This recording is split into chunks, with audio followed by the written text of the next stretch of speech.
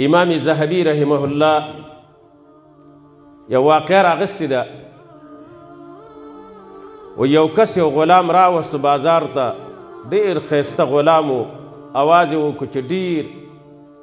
ښه غلام دی خو یو صفت پکې دی چې چغلي کوي چغلخور دی یو سړی ورغی چې قیمت معلوم کو قیمت ډېر کم و ځکه په اخلاقو په دنیا کې د انسان قیمت کمیږي نو په ورځ د قیامت خو به په طریق اولا سره ته خپل قیمت ته لاسه ورکې که نه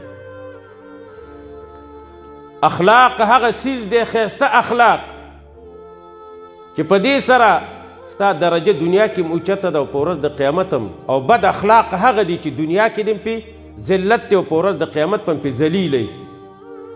نو فرمایي غلام خرڅېږي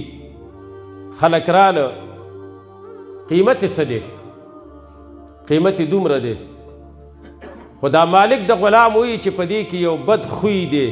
یو بد صفت دی وایي هغه صاحب څه دی وایي دا چغلخور دی شیطانت کوي دوه په جنگ باندې اچوي ټول عمر یې همدا کار دی دوه کسان په جنگ اچول چغلي کول عزتمندو یو سړی راغی ویل دا خو اسانه خبره ده د دې نه به مونږ ځان وساتو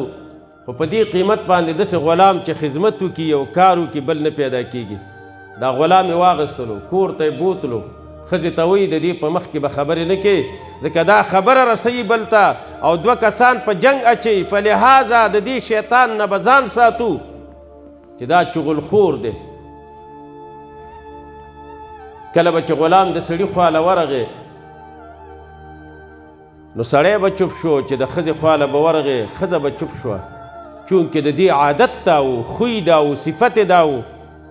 قلاریږي نه د هغه خپل خوی او عادت نه خلک وایي که نه هوښیاران وایي عادت نه ځي او علت ځي عزتمندو په سړي طبیعت دا و چې دا به چغلي کوي شیطانت به کوي راولګېدو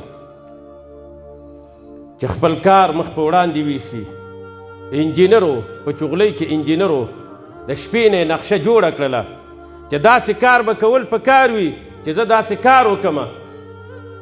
کامیابي به مې پسې کړي نقشه یې دا جوړه کړه وروڼو چې سړي ته ورغې ورته وایي خبر نه وایي نه وایي ښځې دې د بل چا سره انډیوالي جوړه کړې ده او ته خبر نه یې نن سبا کې دې وجني ښځې له راغې خبره نه وي بدبختي قلارې ناستی خوري او سکي هلته دې خاوند لین روان کړی دی بله ښځه کوي دا څه وې نو ښځې له چې وویې چې بله ښځه در باندې کوي بس دی مرګ دی نو نور یې مه وجنه همدا ورته ویې چې واده کومه وروڼو چل به څه کېږي ښځې ته یې وویلې چې د خاوند د دې ګیرې د زنې د لاندې یو څو ویښتان به راته راکړي زه به درته تعویل جوړ کړم صاحب او په غاړه به یې واچې بیا ته بېغمه اوسېږه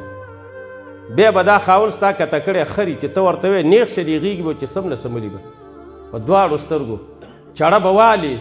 د ښځې وایي که دا پوزې نه وی په ډیران به ګرځېدې عقل دلته لاړو چې دا ویښتان په قینچي ښه راځي که په چړه ښه راځي ښځې ته وایي چې چړه به راوالي او د خاوند د زنې د لاندې یو څو ویښتان به کټ کړي او ما ته به یې راوړي سړي ته ورغې خبر نه وي ښځې دې بس اخرنۍ پرېکړه کړې ده صاحب نن دې وجني چړه ورسره د راځي به ښه ویښ شه بیدار شه کنې قیمه درنه جوړوي سړي سترګې پټې کړي دي خوب چېرته ورځي د مرګ یې اورېدلي دي ښځه په قلاره قلاره روانه د خاوند څه شپیلي شروع کړل بعضې خلک چې وده شي داسې غریږي دا غرار یې شروع یا به لکه جاج چې تازه الوځي دې وخت کې ښځه راورسېد چې سړی خو وده دی مخې له یې ورته لاس وخوځه او راوخوځه چړه یې چې راواغېسته زنې لاندې وروړله خاوند لاس ور واچوی ښځې څه کې د ښځې نه خبرې هېرې شوې زما وجلو پسې نه چړه یې واغېسته او ښځه یې قتله کړه شیطان څه وکړه دقه کار یې وکړه الله دې مونږ او تاسې د شیطانت نه وساتي د چغلۍ نه هم دې الله وساتي وروڼو چغلخور یوازې خپل کور نه بلکې ډېر بلا شی کورونه ورانوي